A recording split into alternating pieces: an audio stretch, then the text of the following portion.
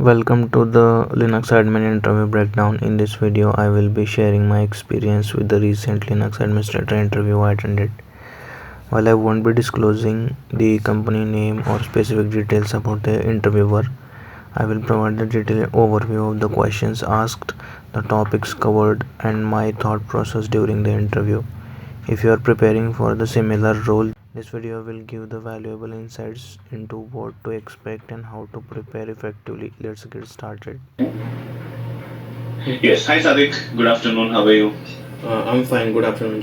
Yeah, we can start the session after the day. Okay. Just give me a minute. Okay, Sadik, so before we start the interview, a bit about myself and the organization.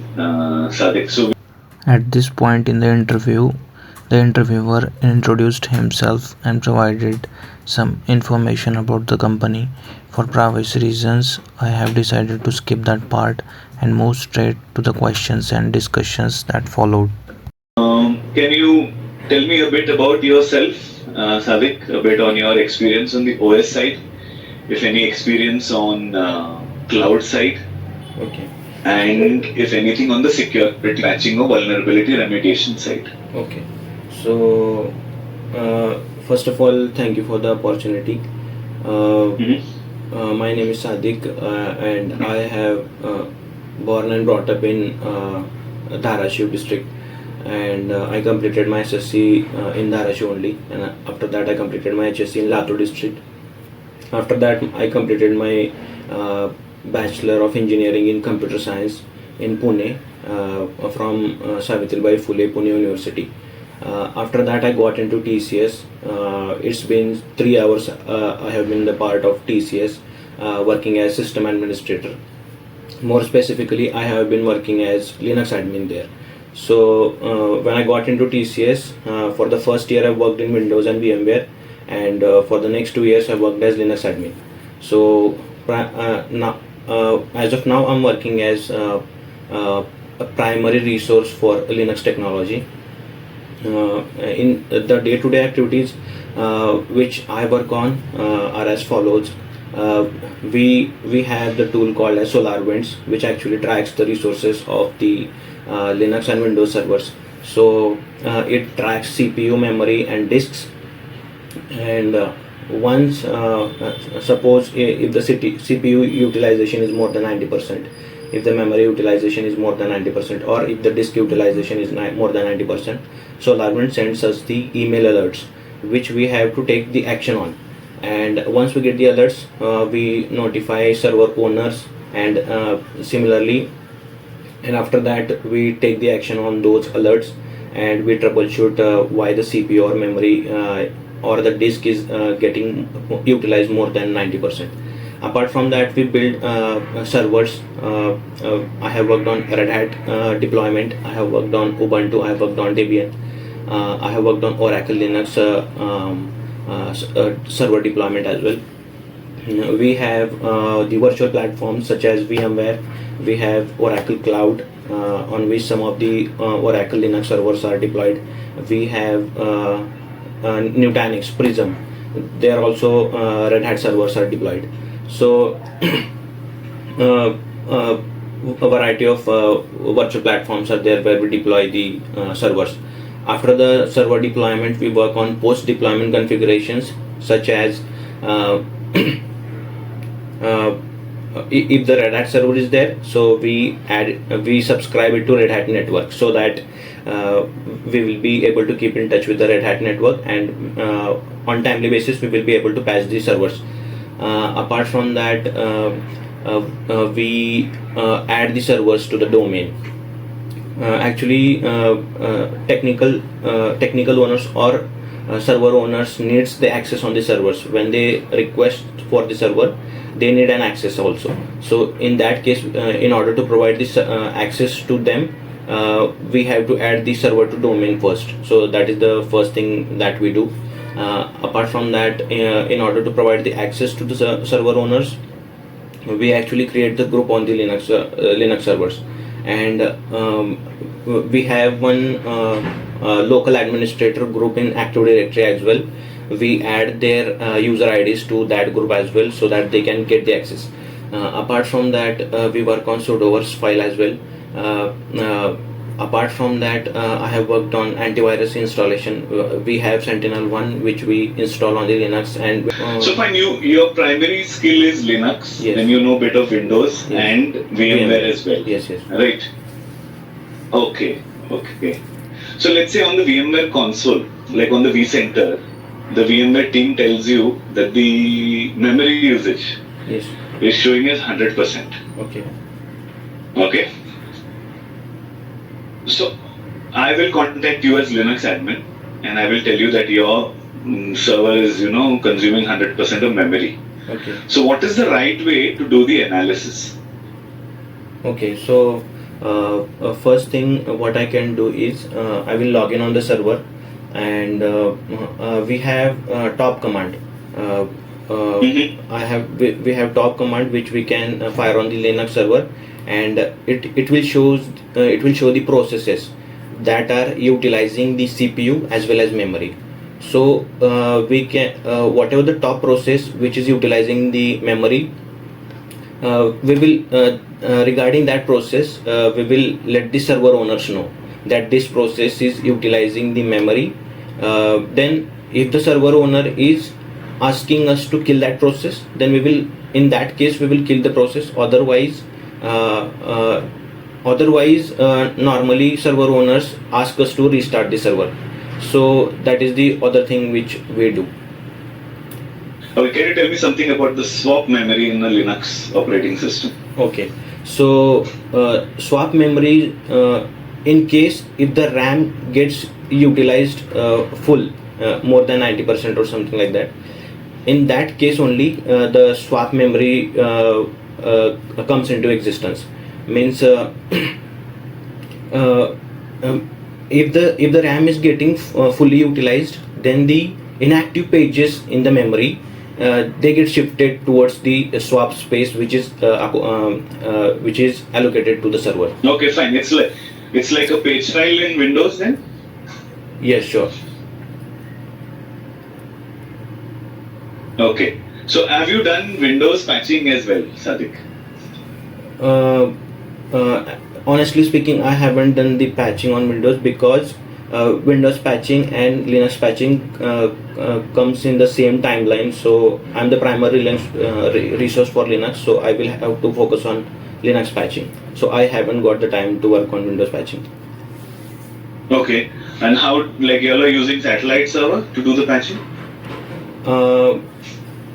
Yes, for Oracle Linux servers only, but for Red Hat servers we manually patch the servers.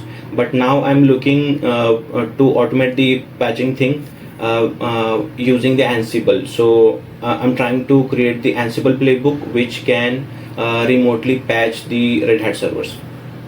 Okay. Have you done anything in Ansible? Yes, yesterday I was working on the Ansible. I have created an Ansible playbook which can change the root password of the remote servers. Okay. And also we had client had given us the requirement, which the requirement was something like this. He needed the number of disks that are attached to the Linux servers and its information. So my lead was expecting me to create a script or something like that which can give us the list of the disk space and the list of the disk. So I was researching on the internet about that. So I was able to create the Ansible playbook which can actually find out the disk list and its space utilized. Okay. So any exposure or have you read about AWS? Not specifically AWS. I have been working on the labs on Google Cloud. Means we have TCS has the access to the labs of Google Cloud, where the TCS associates actually they have a link called as Cloud Skills Boost, where we go and we work on the labs such as creating the instances creating the group instances. But this is in GCP, right? This is in GCP. Yes. You're saying. Yes. Okay. So your inclination is more towards what? Linux, VMware, Windows? Yes, correct. Then which one I meant to ask? More specifically, you can Linux I would say. Okay. And VMware? VMware, I have deployed the virtual machines on VMware platform. Apart from that, we decommission the servers as well if not needed. And apart from that, if the server asks for CPU expansion or memory expansion or disk expansion, in that case I have worked on these resource expansion as well. Apart from that, if the server owner needs specific VLAN to be attached to the VM, then in that case we attach the VLANs. Okay. So have you worked on any issues in VMware, like network issues, HA, PRS, host crash, etc.? I haven't worked on host crash, but some days back I was working on ESXi update. So in that case, DRS was enabled. So first of all, we have to make the host into maintenance mode first. Once we make the host into maintenance mode, then all the servers that are present on that host, they will be migrated on the other host. So that is because DRS is enabled, and it automatically shifts the load on the other host. So once the ESXi host is in the maintenance mode, then we have three IPs. One is IPMI IP, second one is host IP, and third one is CVM IP.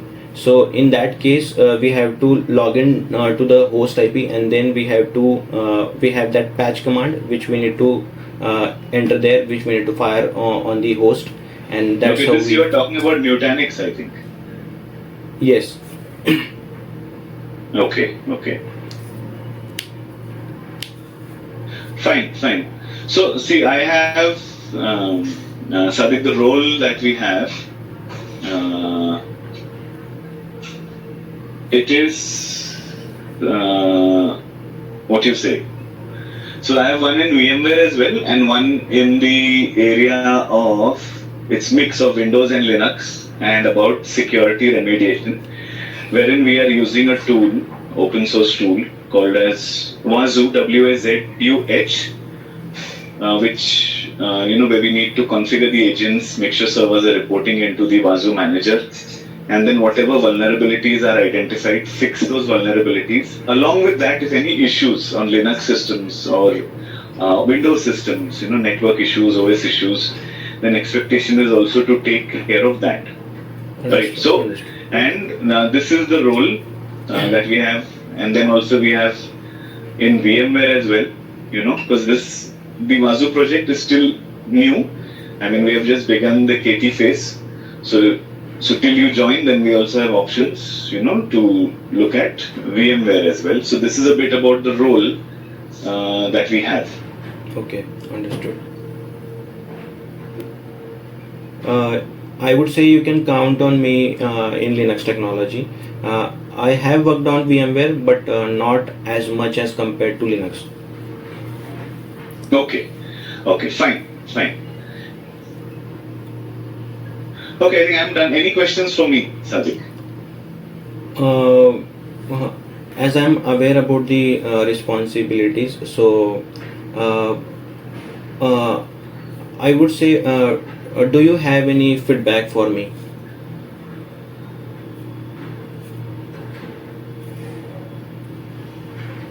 I mean, yeah, so in 3 years, I mean, you have passed out only in 2021.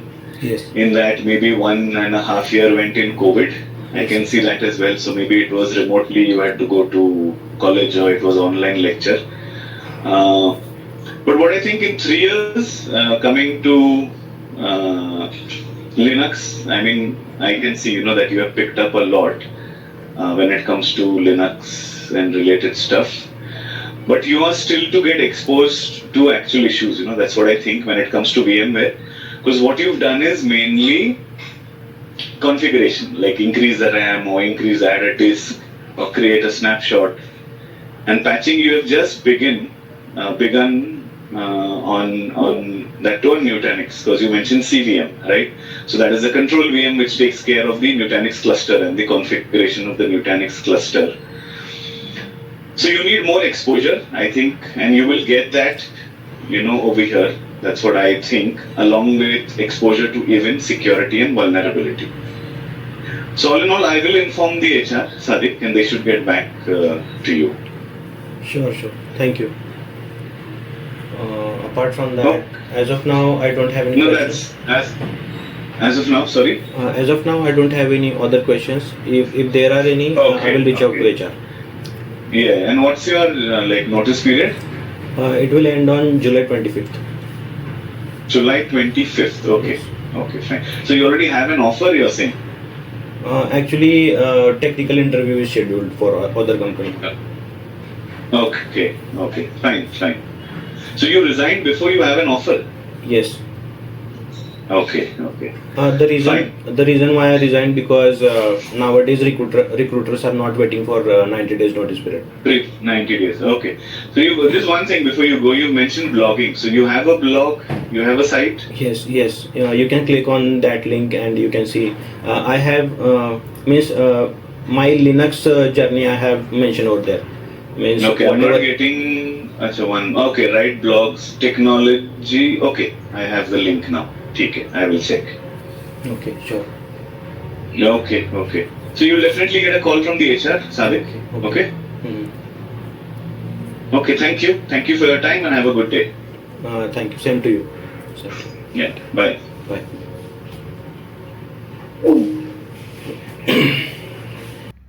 Okay, so this interview was relatively easier compared to others that I have taken. The difficulty often depends on the criticality of the position and the number of candidates they need. If the team already has the senior members and they are looking for the juniors to handle the specific task, the questions may be fewer and easier. However, if they are looking for one or two key members to manage the critical issues, you will face a lot more questions and the questions might be very hard. I have also had interviews that lasted up to 2 hours. So I will be uploading more videos like this, so please subscribe to the channel and hit the bell icon to get notified when new videos are posted.